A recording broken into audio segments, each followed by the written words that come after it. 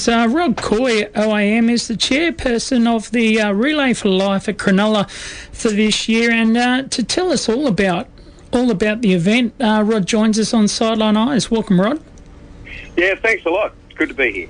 For those who haven't heard of the Relay for Life movement, can you tell us about what is the Relay for Life? Yeah, it's actually an interesting name, isn't it? Relay for Life. I've often contemplated that thought, and I think it's probably a misnomer, really. People think of it because of the word relay, that it's some sort of an athletics event. In actual fact, it's a community event, and we have all ages. I remember in years gone by, we had Flo Denning, who was 106. She used to come and cut the ribbon because she'd been a cancer survivor, and she used to do a lap or two. So, it's far from being an athletics event. Although, if you're feeling energetic and you want to get a little medal, you can walk 96 laps. And 96 laps of the little field we got up there at Wanda ends up being 42 kilometres, which is the marathon distance. So, you can get a medal for having walked the marathon if you want to, but it really is not an athletic event. It's just an event where teams generally, not always, but people mostly, get involved as a team, and they try and have someone in their team on the track during the 24 hours. So there's not a time when there's not somebody from that team on the track during that 24 hours of the event. So I guess that's why it's called a relay. Well, this time last year I was actually in Canada, so I missed the event. But the year before, along with a PT company that I train with, we actually did it, and I did. I think it was about 10 o'clock at night. I did about 10k. So with a couple of others, so that was a bit of fun, and that was my little commitment. But it's a great community event, and it's great. Obviously everyone out there has their own stories, but particularly those who battle with cancer and whatnot, and it's fantastic to hear some of the stories and what some of the people have, some of the success stories, and maybe some of the people that are doing it in memory of loved ones.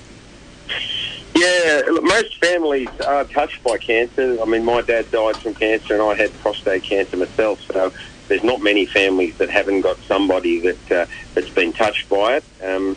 So it does mean a lot to a lot of people, but it's not just that. It's not just an issue of raising money for cancer, nor just being, concentrating on the cancer for the 24 hours. It's actually a good chance for the community to all get together. We've got 4 or 5 restaurants that come into our mess tent, which takes 400 people. We've got a whole lot of camping goes on. We're probably 160 campsites on the night. We bring lighting generators in. We've got a fence around it. We have a kids stage and a big stage as well. There's a lot of things that go on. Kids rides, cafe vans all over the place. It is really an event where you basically have a bit of time with the other people in the community. How long has the relay actually been in existence for? Well, it actually started, and interestingly, I met the guy that started it. I went to a conference in America a number of years ago, and there was a guy called Gordy Klatt who was a doctor. And he started walking around a track one night and tried to get some sponsorship because he was sick of his patients, and not getting the treatment that that he wanted them to have, or people losing people.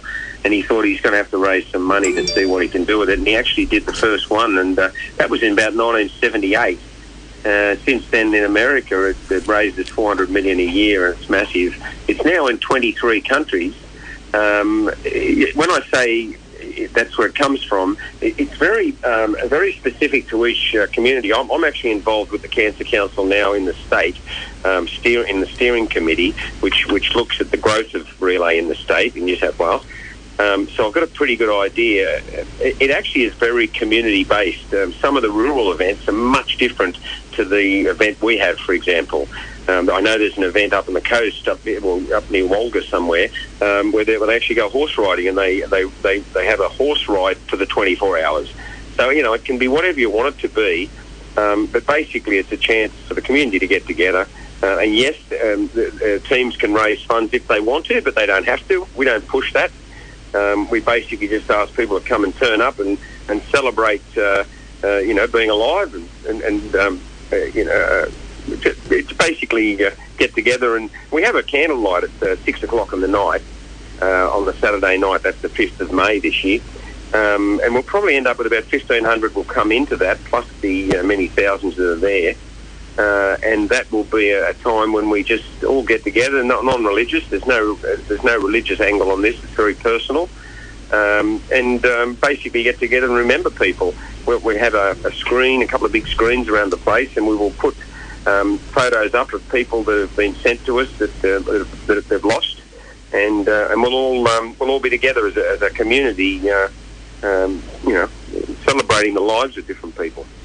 Now, you've told us when it's happening. It's the 5th. Yep. Now, whereabouts is the location this year?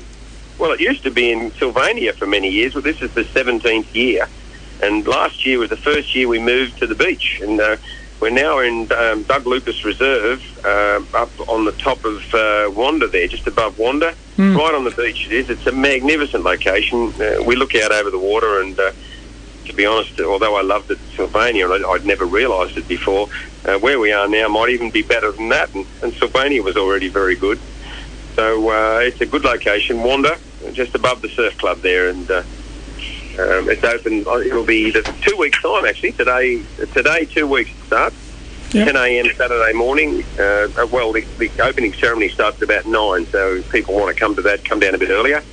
You can register if you want to. Just go on the shirerelay.com or Cancer Council's website and register for the Sutherland Relay for Life. Or you can just turn up if you don't know what this is about and you're wondering, you've heard about this thing called relay.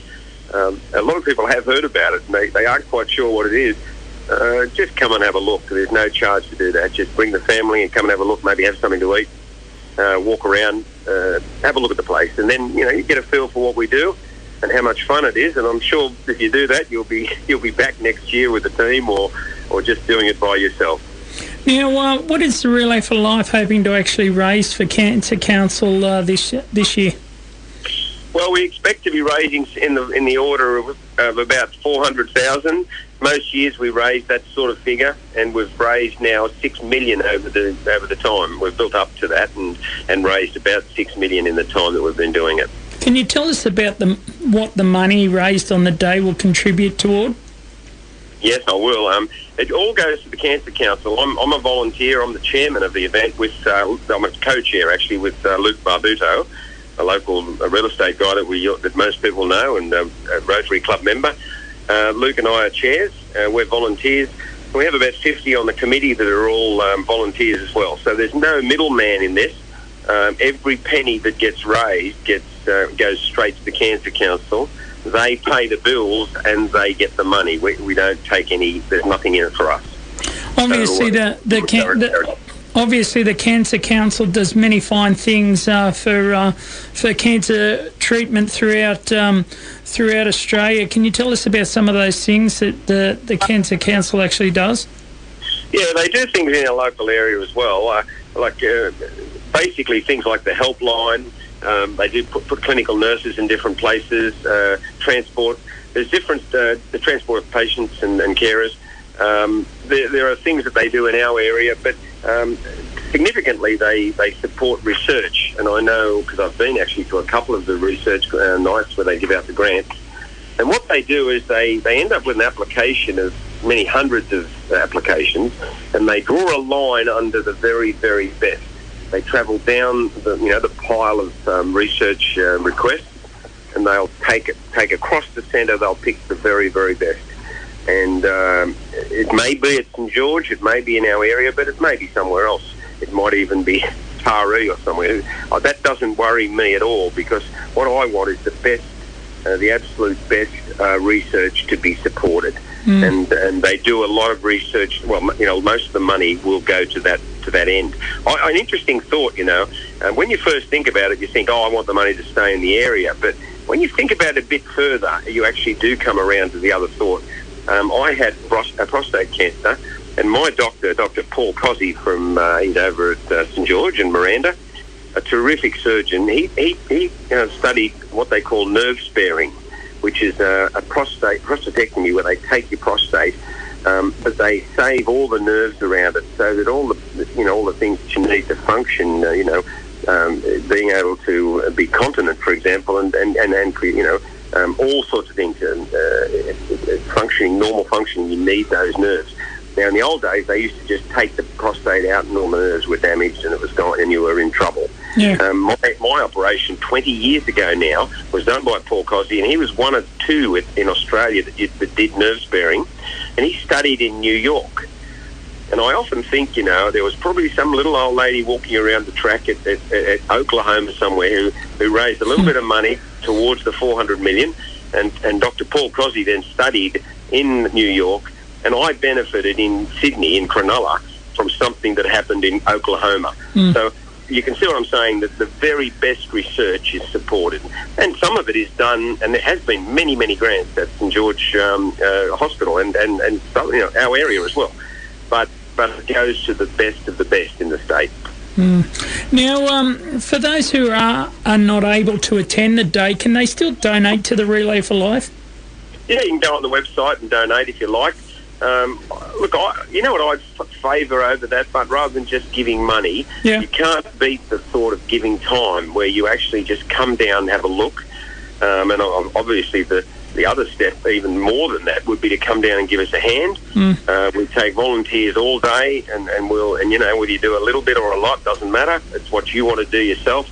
We bump in on the Wednesday, and we're there Wednesday, Thursday, Friday, and then the Saturday, Sunday, of course, the relay. And then we bump out on the Sunday afternoon and Monday. So we're there for an awful lot. If someone's interested in supporting the cause, come and have a look at the thing and see what you think. And if you want to help out, you can. Or just put yourself down next year to come and help out, or form a team or something, and have a long-term approach at it. That's the sort of thing that we should be doing as a community, sure, we'll take donations, but I think even better to get involved in the thing, absolutely, yeah. Yeah, no, and build community, and that's what all these things are all about. Tell us... I've got a feeling, I've got a little bit of a philosophy on that. Look, I think right now, I'm 65 years of age, and I've seen a lot of leaders. I think I remember Menzies, actually, but I've seen a lot of leaders overseas. I don't know that we've ever been in a worse place with leadership in the world. I think political leadership is at a really poor state at present. I have a feeling that the future of us, as we travel forward into the next centuries, will rely on family and on community. I think the leadership will come from that. And because of that, I think any of these sorts of events, like the Sutherland, the Surf, Cook Classic, all the good things that the community does, they're the sort of things that make the community strong. And I think that the future of us on this planet relies on us having strong community. Beautiful. Tell me, is there any merchandise like shirts, hats, to which people can purchase on the day? Yeah, of course there is. There's a whole lot of things. You can come to the Cancer Council tent. They'll have a little fate stall there where they'll have all that sort of stuff. Anyone who feels like coming down to the candlelight ceremony, where you can just celebrate being alive and be with the rest of the community. It's not religious, as I said. Yep. It can be whatever you want it to be, but it isn't religious based. That occurs at 6 o'clock. We've got a banquet on the track after that, where Elvis is turning up. We're having Elvis coming into the Shire. He'll be there, he'll be coming in on a Mustang convertible with a couple of Harley Davidsons. He'll be travelling across the Captain Cook Bridge, and we'll be mentioning the fact that Elvis is in the Shire at around about 7:15, and then we'll be all sitting around out under the stars having a banquet. So come and have a look at that too. I mean, if you come and have a look and you love it, you'll be there next year and you'll be involved. I tell you, one of my favourite things was the people out there donating their time through massage therapy. Yes. The Loftus were originally, and they've still got a lot of people coming to work from Loftus Tape. But I know June is the lady in charge of all that. And she's been there now every year that I know about. It's funny because I've been the chairman now for 15 years, and every single year at 11 o'clock at night, when I finally say, "This what a day we've had," and I'm exhausted, I'll go over to the massage tent and she'll give me the last massage for the day at about 11 o'clock. So I really enjoy that. Bit of advice for all those who are actually thinking about having a massage on the day after running: book early. Because you don't just rock up and expect to be treated. Otherwise, you could be in for a shock. Yeah, there's a bit of a line there, but I've got 4 or 5 massage tables going most of the day. And like everything we do, we just ask people to donate. There'll be a box to donate into. We've got a chai tent this year too, which is new. It's called Chill and Chai. So, and it'll be actually homemade chai, which is beautiful. It's like a tea with cloves and all sorts of stuff in it. It's beautiful. And it'll be a place where you can have a chai with someone that you always want to have a chai with. Maybe it's someone at the relay, but maybe it's someone that you've lost, and you'll just sit out there and have a chai and think about them. There'll be a lot of massages going on there for our survivors. That's another thing. Anybody listening that is a cancer survivor or a carer, we have a lap at the beginning at 10 o'clock where the first lap is by our VIPs, and that's our survivors and their carers. You're certainly welcome to come down and join that lap. Just come down and walk around the track in that first lap. But yeah, that chai tent is going to be called a pamper tent as well, where they'll come in and they'll be given pedicures and manicures and massages, and they'll be drinking chai and happy days. Happy days. Tell me one more time, for those wanting to be part of the day, they can pretty much just rock up, or they can get in touch with you. How?